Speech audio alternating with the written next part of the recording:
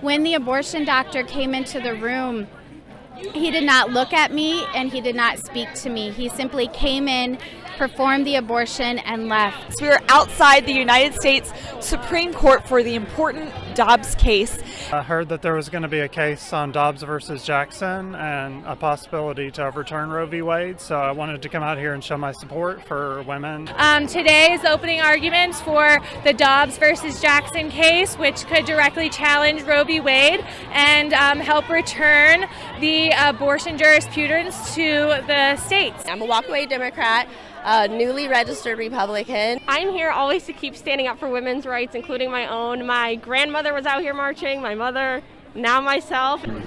I wasn't alive when Roe v. Wade was decided by the Supreme Court, but now I have an opportunity to make a difference and communicate to other people that life does really matter. And why is this case important to you?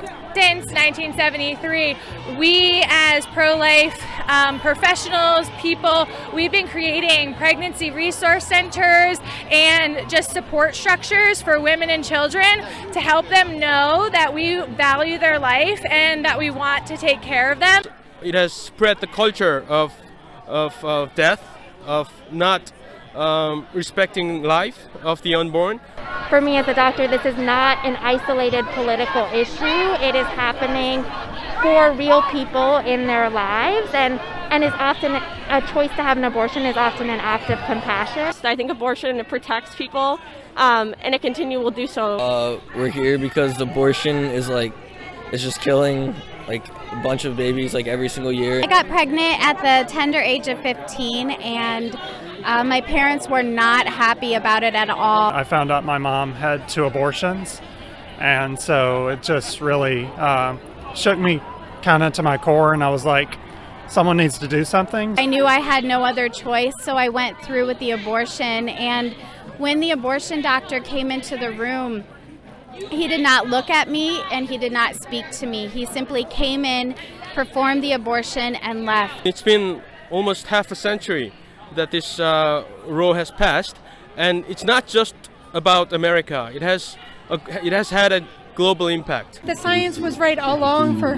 pro-lifers. I know it's a really famous quote, but the body inside your body really is not your body. Pain, the physical pain, the mental, the spiritual pain that you go through is agonizing, and it's just not safe. It's not safe for women. I was suicidal and there was nobody to help me. My mom really didn't have any resources when she had her abortion. She said if someone would have helped me, I felt like come alongside me, and if the church that I had been a part of had talked about it with me, then maybe I would have chosen differently. Country has been coming apart, and so these children or babies are our future generation, and so killing them is just killing off our nation. Tell us, what do you think would happen if Roe versus Wade was overturned? If Roe v. Wade was overturned, I think first everyone would be extremely shocked. I do believe Roe v. Wade is going to be overturned by the Supreme Court. I think it is going to be a huge fight in the state. I think there are states that are going to pass laws that will severely restrict abortion if Roe v. Wade is overturned. I think Roe v. Wade is probably a symptom, not the cause of our problems. And there are also plenty of people out there who would love to adopt your child. If you don't think you're financially stable or ready to become a parent, there are plenty of people who would love to adopt.